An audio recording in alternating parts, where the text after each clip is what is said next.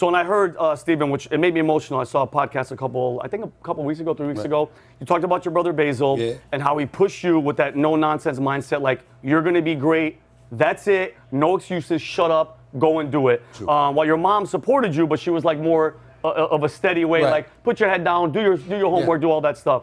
How did having both of those in your life shape how you operate today? Because one was like the push, and the other one was like My brother was very optimistic, and his attitude was, no matter what the obstacles are, you'll overcome it. Don't, if you think, he was really, really, really big into the power of positive thinking, like Dale Carnegie, those books and stuff like that. Of course. My brother was into that kind of stuff. He really, really believed that negative thoughts led to negative actions, led to negative results. That was him. Be positive. Stop being, don't be so damn negative. That was him. My mother was more of a pragmatist, like, this is the way it is, this is what your obstacles are, this is what you got to overcome, because you will not be a bum, you're not going to be mooching off your mother, and you're not going to be a criminal. So guess what? You got to get your stuff together and do what you got to do. And then she set the example because she worked her ass off. And so because of it, it was like laziness wasn't tolerated. It just wasn't a part of our vocabulary because we looked at her as the example. Where'd your brother get that? Because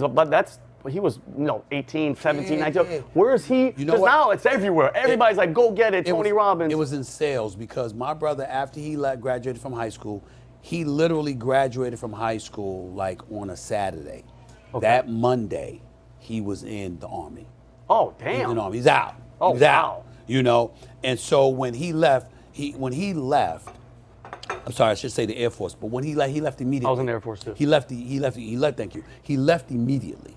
So when he leaves, he goes into service, and then he comes out of the service, and he's into this, he was a traveling salesman. And so, back then, this is like, the late 80s, early 90s, it was like, he's making 6 figures. He's a manager. Wow. He's a manager for a sales group of like 14 or 15 people, and they're literally traveling from state to state. They didn't stay in any place more than 30 days. Oh, wow. And he's traveling across the country with this group selling magazines and all that. Even back in the day, you subscribed to magazines. I remember those people. All of those, right? Yeah. Exactly. He was one of those guys. Wow. And so because he did that, apparently whatever they taught you in the sales group was all about positive thinking. This is what you could do to generate money for yourself, blah, blah, blah. This is before, obviously, the advent of social media, YouTube, none of that stuff existed at that time. So he did all of it that way, and that was where his attitude, because I didn't know that. My brother wasn't like that when he was in high school, and he damn sure wasn't like that when he was in the military. It was when he got into sales that all of a sudden he became this guy that was all about the power of positive thinking. Wow, boy, that's like, think about Pat and all them with BDC. That's what they tell you now. But he did that on his own, which is freaking awesome. And then, so Stephen, you got 2 daughters now. Do you see that? The balance that we talked about with your mom Dukes and your brother?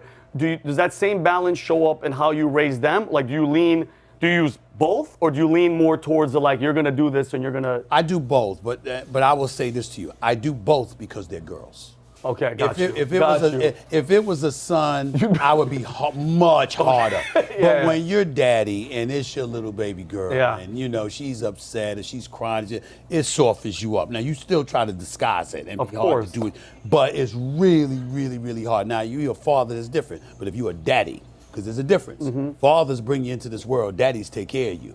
So when you're a daddy and you love your baby girl and you see her struggling, it messes with you. It's like, I gotta be hard, but damn, you walk away, you're feeling guilty, you're like, shit, I ain't shit. I gotta be better. Maybe I could have been a little bit nicer. You start thinking like that, and then that's how you get soft. That's how they soften you up. So it's moments that you do both, but you're very judicious with it, and you're versatile.